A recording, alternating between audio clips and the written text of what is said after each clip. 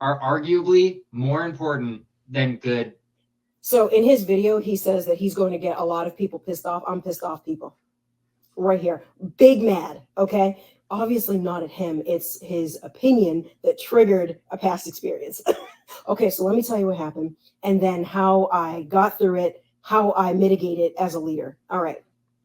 So I worked at this company and this big great personality hire was brought on, obviously killed the interview and things like that. Everyone was like, oh, this person's so great, so great. I thought that they were so great. Well, after I would say several weeks, maybe a few months, it was clear that this person couldn't do the job. Just as he said, zero experience. Did we ask all the right questions? Obviously, probably not, right? But we got like kind of blinded by the personality. Well, my boss at this point was very much like thinking that this person was blessed and highly favored. They could do no wrong. And what I started to notice is that in meetings, this person would suggest these huge ideas and then try to like get me to do their work. I just want to stop it right there. Ain't that somebody? Oh yeah, we should do all this. All right, well you do it. I was hoping you can do it. It's gonna be a no for me, dog. Yeah. Was Randy Jackson? Oh no, Randy, whatever his name was. Yeah, it's gonna be a no for me, dog. And I'm gonna tell you immediately, no.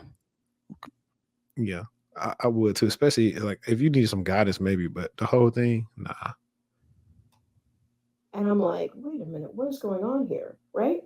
Okay. So fast forward to I'm constantly doing this person's work because they didn't know how to do it. And I finally reached my breaking point when they started to like outwardly say it. Oh, well, Jermaine can do this and Jermaine can do that. What? I have to do my own job, right? Well, one day we're in a meeting and this person has an idea that I'm like, that doesn't even make sense. What are you even talking about? But I just decided I'm not going to say anything. I'm not going to like make any suggestions, make any alternatives. I'm just going to sit here. My boss turns to me and says, oh, yeah, you can just execute on that. I can just do what? I don't know what came over me, but I looked back at my boss and I said, you know what I think? I think that they should execute on it. And my boss was like, what? And I said, this is such a big idea and they know exactly probably how it should be executed on because they have the vision. So I think that they should do it. This person, the personality hire, turns like beet red. Like, right? Okay. So what happens? They crash and burn. My boss is furious. My boss is old school boomer. Okay. Like the shouting, like it was bad. Okay. But I was just like, how many times did this person throw me under the bus? How many times did this person give me extra work? And I was just like, eventually the person did get let go because they couldn't do the work anymore. My boss was done dealing with the personality because they wanted work done at that point. Yeah, that is. I want to befriend her because I want to see like what does she do, and what type of role is it that this person can't get this work done, because stuff like this always goes back into what we always talk about when we say the line on your resume and stuff. Yep. Only so far you can get. You may be there for about 6-7 months, but at that 6-month marks when they want you to ramp it up, and you can't ramp it up, you're gonna be walking. And even on top of that, being a personality hire is cool, but something else got to give outside of that personality. Like you still have to have a skill set. You can even still feel like you're the personality hire, but what are you bringing to the table that you can offer the team that you know is beneficial? Not even on some, oh well, I enjoy scheduling team bonding activities. Cool, that's awesome. But what work are you doing to drive the team towards their goals and metrics? Right. What is it giving? Yeah. It's given not working.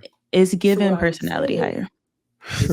Over the course of my career after that experience, because kind of early on, I really paid attention when I figured out that someone might be a personality hire.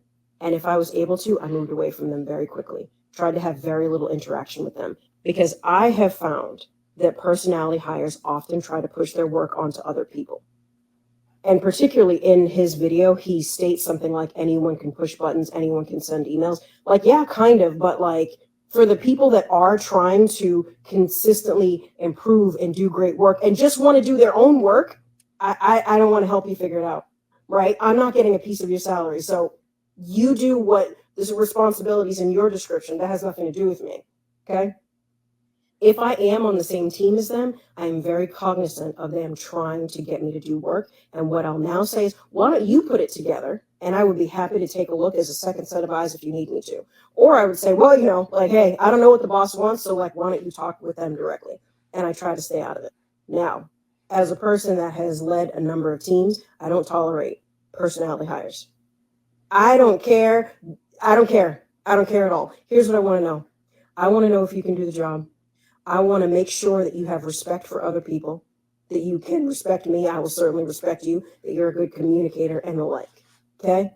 Because like this notion of like personality and all of that, there are some people that are introverts. There are some people that are neurodivergent. There are people that you can't necessarily immediately gain a sense of their personality, and they might be fantastic.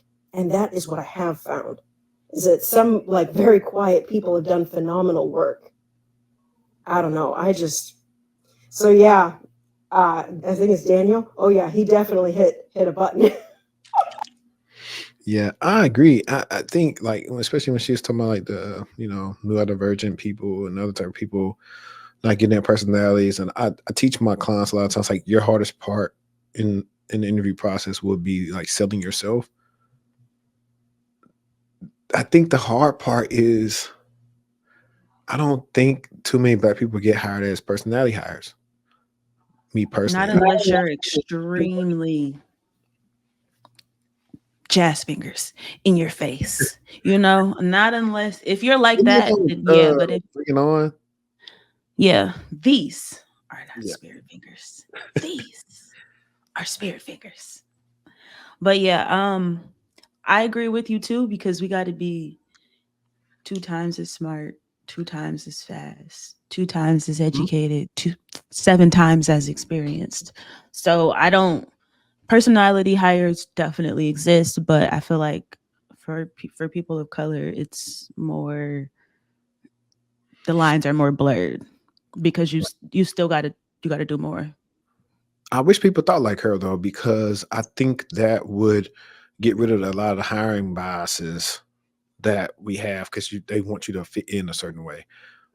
Like I said, there are times when people, because they like people being on camera, they want you to be on camera just because of it. And ain't nothing in your job or HR policy to say you got to be on camera, but they want you to be on camera doing like short meetings, not things that are even important. Like, so there are things like that, like that are stupid, but somebody may try to gauge on you or gauge your background or, oh, they didn't smile, because I like what she said. Yeah. I like what she said at the end where she was like, lack of people there skill. are people who are quiet who still do great work. Yeah. And that's a bit, everybody's not an extrovert, period. Exactly. And that's why I also tell people, hey, maybe find jobs based on your personality type too, because I don't need you to be extra bubbly in personality when your job probably has like 5% meetings, if that. I just need to know if you can do the work. Yep. So that's the thing. And eventually we'll get into, and I might have to really do some studying for an episode that I want to do on this DEI. I've had friends that's worked at DEI in big companies, and they've all talked about like how it's really just like they like companies are really unserious about it. They just kind of had these departments that say they do. I think I told you in through the phone about talking to my director friend now about how they went through hundreds of interviews being a Black woman, and they only had one interview with a Black person on the interview panel that happened to be a Black woman. And so, a lot of people think that other races say, oh, you all guys are always complaining about race and blah, blah, blah. But it's like, we know people have their biases. It's prevalent every day. Right. And talking to her. I'm sorry you didn't experience it. Yeah. And It's talking to her, nothing you want to experience.